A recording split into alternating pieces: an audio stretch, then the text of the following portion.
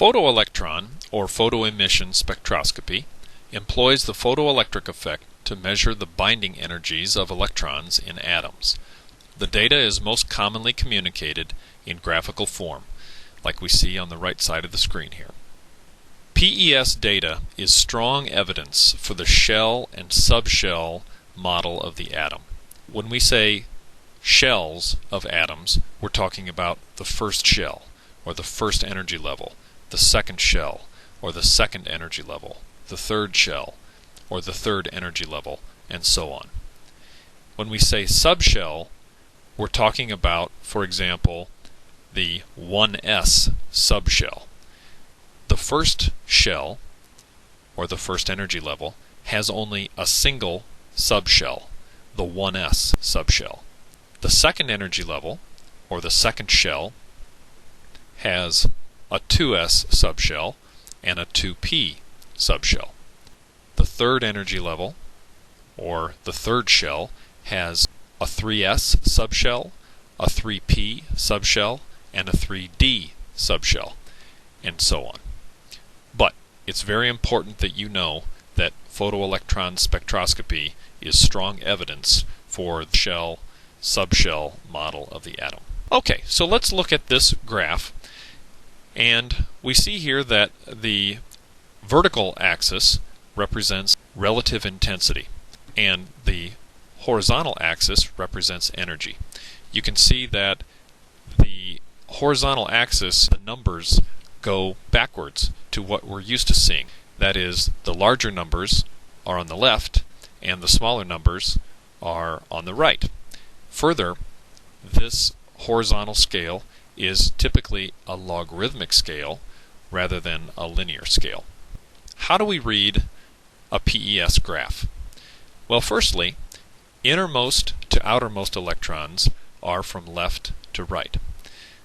The electrons that are closer to the nucleus are represented by the blip on the left here, and electrons on the right are farther from the nucleus. This is the reason that the horizontal axis has the large numbers on the left and the smaller numbers on the right, because the electrons that are closer to the nucleus are held with a stronger binding energy than the electrons that are farther away from the nucleus. Secondly, the blip height indicates the number of electrons in a subshell. So let's explain that.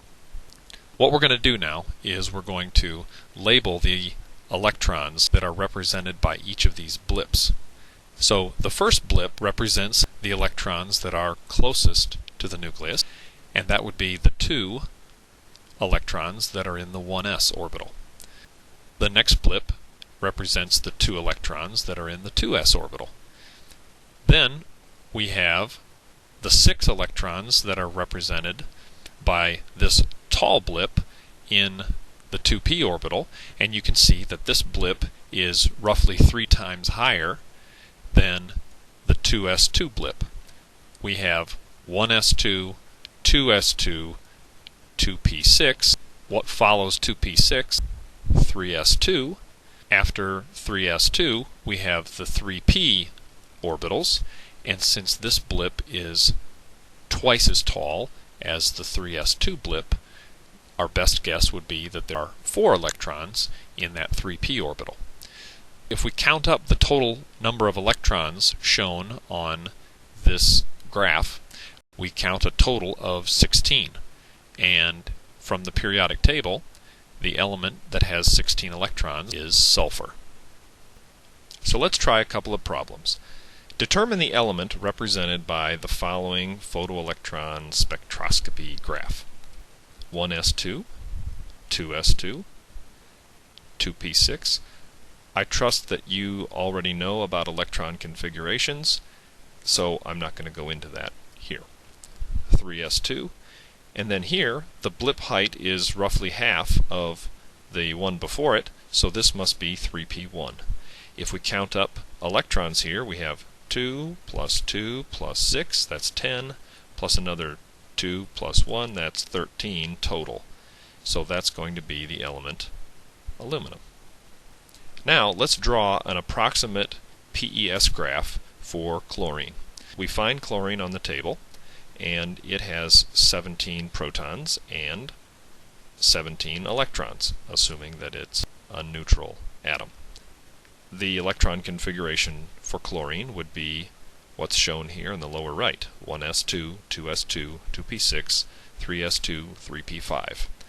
So what we need to do is draw a graph. The vertical axis represents the relative intensity. The horizontal axis represents energy. We would draw a 1s2 blip, a 2s2 blip at a lower energy. Remember, the energies go from highest on the left to lowest on the right. 2p6, 3s2, and now 3p5. Remember that the number of electrons is indicated by the height. So we would expect a blip not quite as high as the 2p6 blip, 3p5.